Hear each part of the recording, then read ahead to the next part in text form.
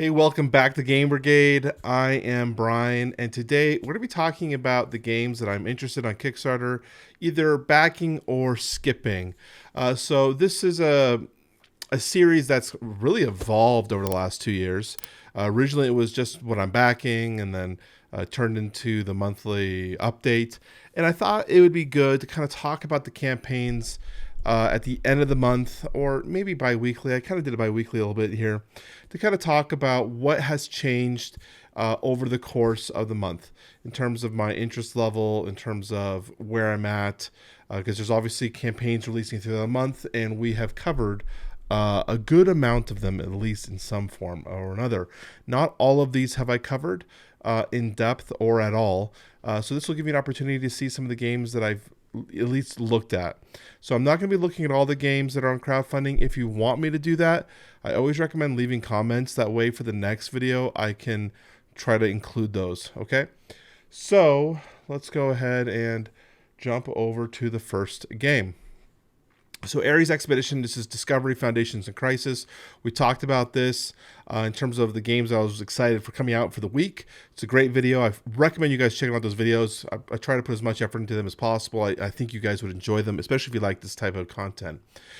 So Ares Expedition, this is basically a 3 modular system, adding in titles, awards, scenarios, basically expanding the Ares Expedition line to be a little bit more in line with Terraforming Mars, but trying to keep its gameplay down.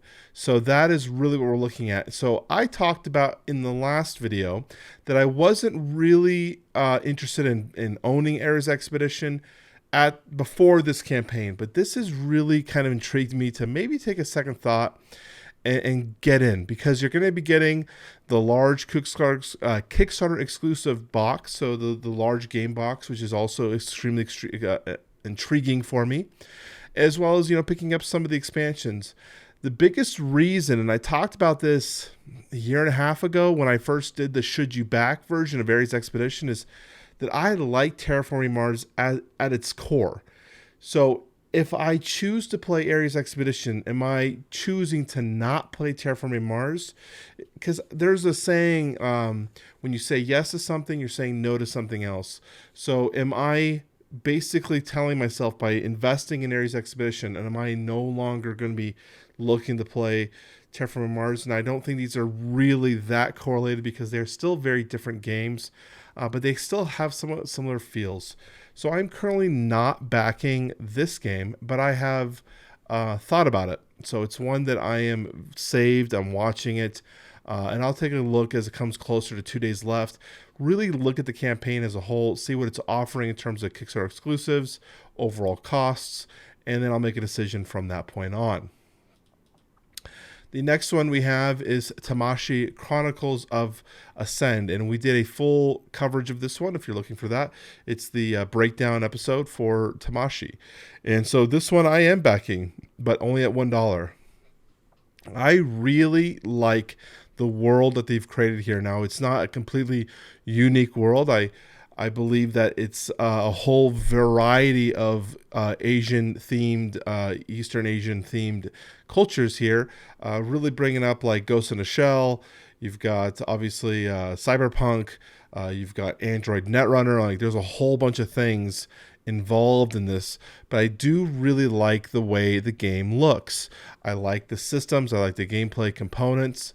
I really like overall the aesthetic of the game. So it's hitting on at least a lot of key points for me. I've had some commenters in the videos say that the gameplay looks a little light, and maybe that's true. I'm not sure. It's hard because this is a scenario-based game. So yes, the intro scenario and first scenario that we've seen are probably on the lighter scale, but are they more difficult later on? I don't know. And so it's hard for me to make a really good decision on this one. So I'm in at $1. I'll make a decision later. I tried to get a prototype to get a hands-on. Unfortunately, that didn't sound like that was in the cards, but I tried. So this is one I'm very much excited to see more on, and definitely want to be involved in the pledge manager and get any of the bonuses that they offer, obviously, when they do their follow now. So we're in right now for Tamashii Chronicles of Ascend for $1.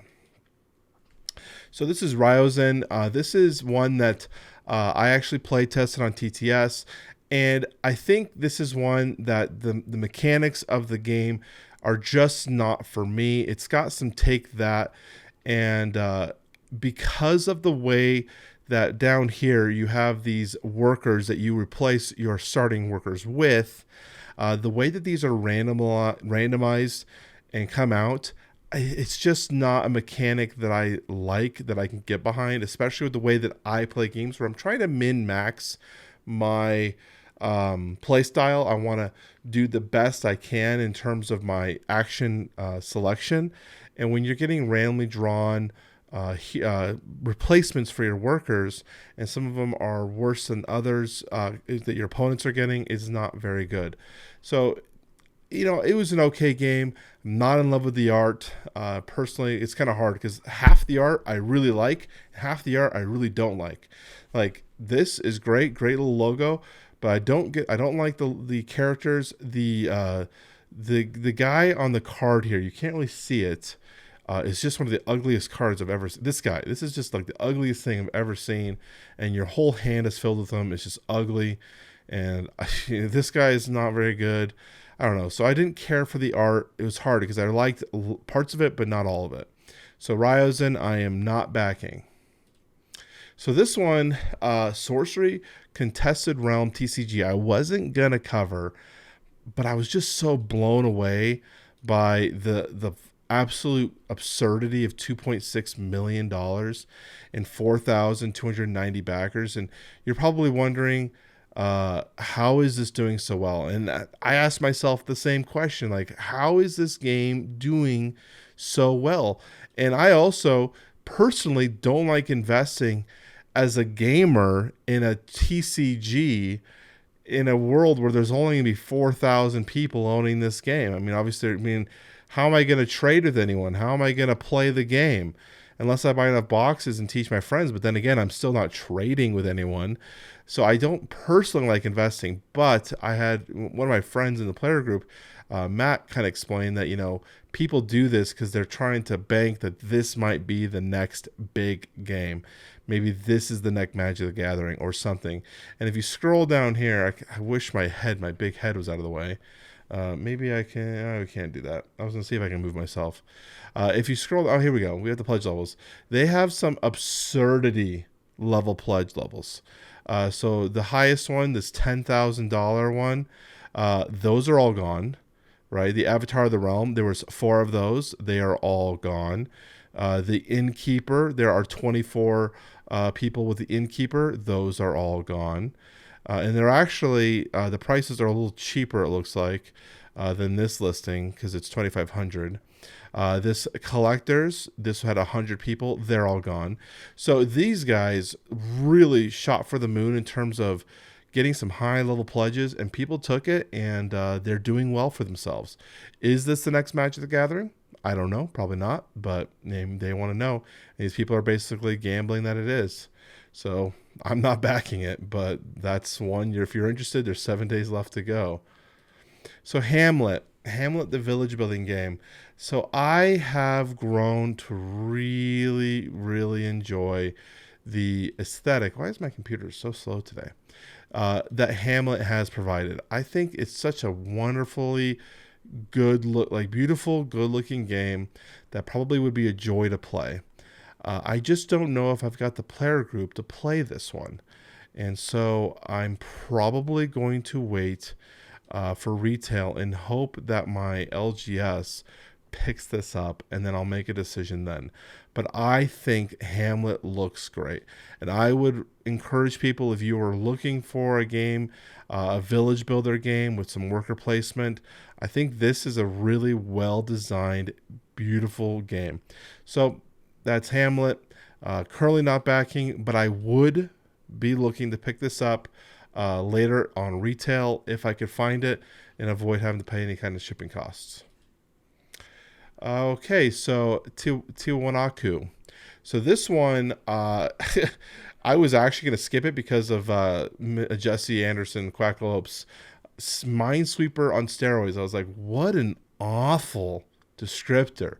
But what's funny is in their video here, they freaking put Minesweeper. So maybe Jesse's not so far off the track, because obviously they're saying we're a deduction game with Minesweeper and Sudoku. I'm not quite sure what this one is, but I thought that was funny because this really threw me off. I was like, what kind of testimonial was that, Jesse?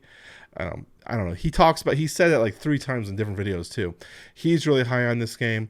Personally, it looks like an abstract deduction game, not something for me. I have games that are similar like this in my collection that are not getting played, that I'd like to get played before I even consider buying another one. I don't think that this is a bad looking game overall in terms of the components. I like the way they look. I hear from the guys that it's a good looking game, or it plays well. I just don't think it's for me. So Tiwanaku, I wish you guys the best. I'm glad that you guys relaunched and you're doing much better. So congratulations there. So Malhya, I believe I'm pronouncing that right. Lands of the Legends. These guys are just crushing it. So 3,500 backers, right now $500,000 pledged. This is probably the best old form dungeon crawler that I could recommend that's available right now in crowdfunding, at least in the last while. It really does capture, at least from what I can gather. Obviously, I haven't played it, but it looks like it really gathers the RPG essence of exploring, doing a dungeon delve, solving riddles, solving puzzles, giving players the agency to make different decisions. There's a lot to this game, and I definitely am intrigued. I love the leveling up system. I think it's cool. Definitely gives me an old school original Descent vibe, and that might be nice. I still have my original Descent. I've got the whole thing, and so I'm not necessarily looking for another dungeon crawler, but I think I would recommend this to people if they were looking for that kind of old classic style dungeon crawler, because I think this is going to be a really good hit. And again, I've talked about this multiple times. Dungeon crawlers is one of my favorite mechanics. That, boss battles, and deck building are the big ones for me. But I have so many dungeon crawlers, especially still on the way. I just don't have the time to add another one for probably another year. It's going to be a big gap before I can invest in another crawler. It's going to have to be something that's nearly a 10 out of 10, which I always say 10 out of 10s don't exist, but as close as you can get. But I think this one's there. I think it's close. I wish I could try it on a review and give you guys my opinion after playing it, because that will also change a lot. So Malhya, Lands of Legends.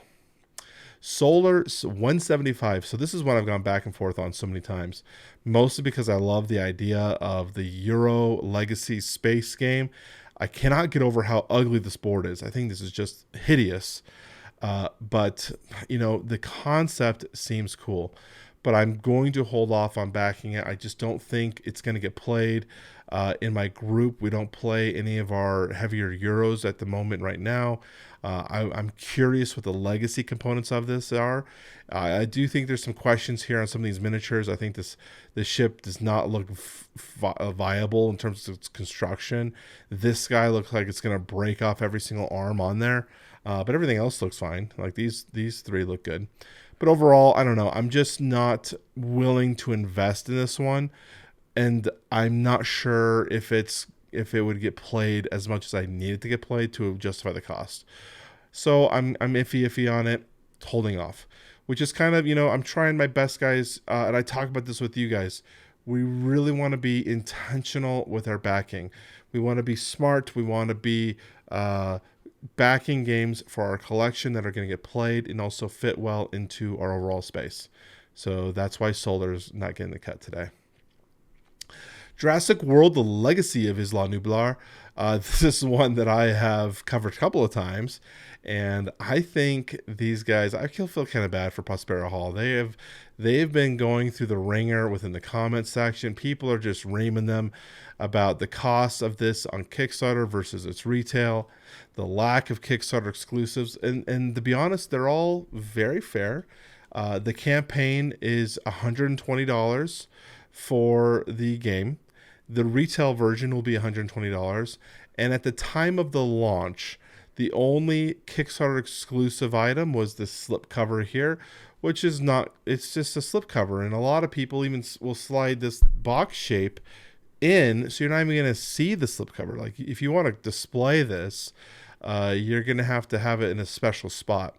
They then added in these amber dinosaurs. I was actually going to show you differently. I was going to show you this. Hey, here's our Kickstarter exclusive. And they did this because so many people were on them about where's the Kickstarter exclusive. So they're like, hey, you get to vote for an amber dinosaur. And it's funny because I already thought the dinosaurs looked bad. I don't like the diorama design of the dinosaurs. I'd rather have the full dinosaur representation of the meeple. But we talked about how they were trying to make it so that they had iconic scenes. But this just looks bad. I don't know. I again am saying wait for retail. It's probably going to be a decent game. They put a lot of time into it. But you're probably going to be able to get this at Target or any of your online retailers for $100 or less. And they probably, I mean, that's about it. The thing is these guys have already probably sent all their files to the printer. They're probably already going. And there's not enough time to make any changes that the people in the Kickstarter comments want. So that's Jurassic World, Legacy of Isla, Nublar. I was never going to back this one. I wouldn't mind playing it. I'll definitely, hopefully, have a friend. Hopefully, we'll pick it up. I probably won't buy it unless I find it on a super sale. Tidal Blades. So this is one I did a deep dive coverage on as well. This was the last week's breakdown episode. Really, really intrigued by Tidal Blades. I love the art of it. I love the gameplay mechanic using the 3x3 squares here to kind of play your cards, combo them out, do different types of actions, and really try to maximize the player's abilities here. Really think it's interesting how they've done this. So again, the only thing I'm hesitant on this one is that I have so many other games that are scenario-based games that are, 20 plus scenarios. So this one is currently being backed by my local game store. So I probably will hold off for now and wait till this delivers and see if it's something that I need to get at that point. I think it'd be a fun game to play. I really, really like the mechanics. I think this is a good one to add. If you are looking for a game that has an interesting kind of mechanic in terms of how it plays and your decision-making processes as you're going along here and trying to solve the puzzle, this is probably a great one for you. I think it would be great for me, and I would be happy to have this in my collection. I'm just going to hold off for now because I just, again, have so much stuff on the way. This is one I am backing. Brandon Sanderson Surprise, 4 Secret Novels. This is mostly because my wife really likes the writing of Brandon Sanderson. I have not read his books. My wife told me I have to make sure I back these. And I would say if you are a gambling person and you want to take a shot, it might be a good idea to take a shot on this one. It could be a good investment for late game, because I believe these books are not going to retails from what I can gather. So if they're good books, you might be able to resell them. Who knows? I don't know. That's something my wife brought up. So the final couple of games here. Teburu presents Bad Karmas. So this is one where you have to pledge to buy the kit. This is comes with, I want to show the table. You've got this table here where you're going to place these mats, and you're going to play out the board game from there. I have played this game. So I've played this here with King of Average, and basically my takeaway was, why would I play this over any other tablet or PC game? I really felt like we were playing here, staring at our phones the whole time or staring at the tablet. And the only time we interacted with the board is when we're moving our pieces. But then I'd have to confirm with the tablet that it accepted my response. Like, it accepted where I placed my figure. Because if I didn't do that and I then did the action on my phone for what I wanted to do, it would affect the play. Because, for example, this is a boss battler. You might damage an opening on his side, have a weaken, so now you want to strike that weakened side. Well, I tried to move around to get a positioning on that weakened side, and I did my ability, which is like a 4 or 5 turn cooldown, maybe a 4 turn cooldown, and it didn't do any damage. It barely did anything. I'm like, what the heck? And then we realized on the map, I never moved on the map, even though my miniature moved. Didn't register it. Now that's probably, could be fixed in, later generations as they're building this out. But it just wasn't a game that I felt like I needed in my collection in any way. You are a believer by buying the package, and maybe you're hoping that there's going to be more games down the road. But it's just not for me. Not willing to invest. And I feel like that's a resounding like opinion. Like I'm holding off. Same thing with Encyclopedia, a beautiful looking Euro game where you are going to be placing dice, worker placement dice, placing them out here to take actions. Looks great.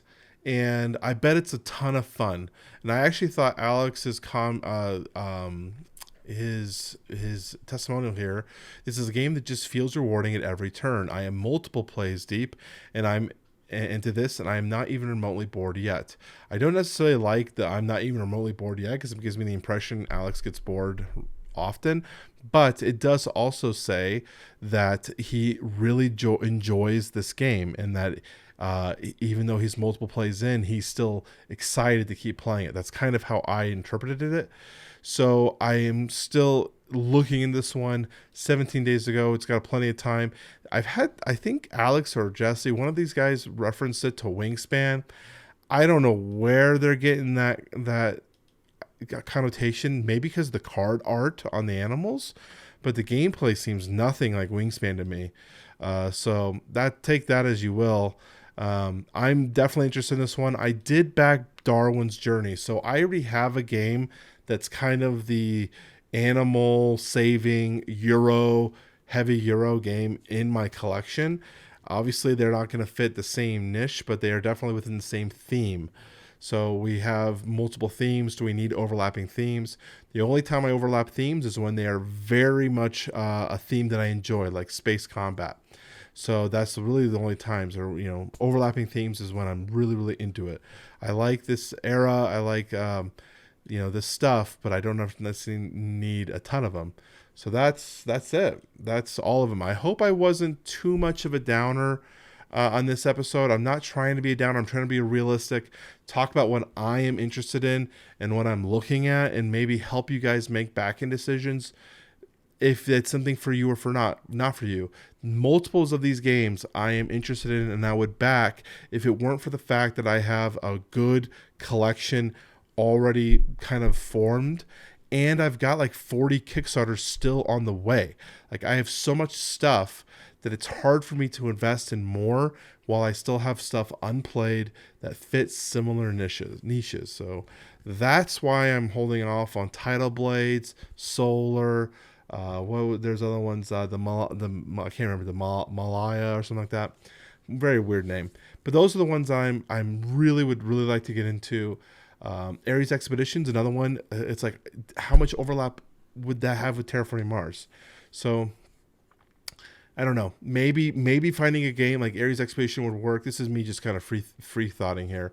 The Ares Expedition would be good because it's a slower, like shorter playtime. So we can at least get more games in, because that's been the hard thing about Terraforming Mars is, do we want to have a 3-hour game? Is this something we want to invest into our time into?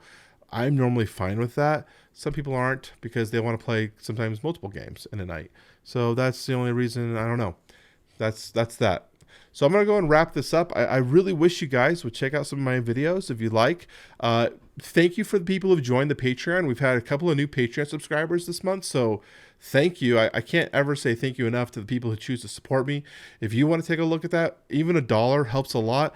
You can directly message me and talk to me, and I'm always open to talking to my pretty much anyone, to be honest. But Patreon people always get premium, then Discord, then YouTube comments.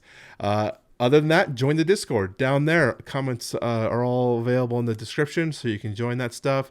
Leave a thumbs up, help us grow.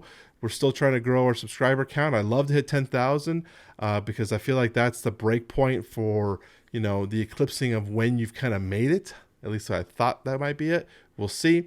But I'm going to go and call it. It's late. It's 12:30, and I need to edit this, upload it, and get ready for bed. So I'll talk to you guys all later. Bye-bye.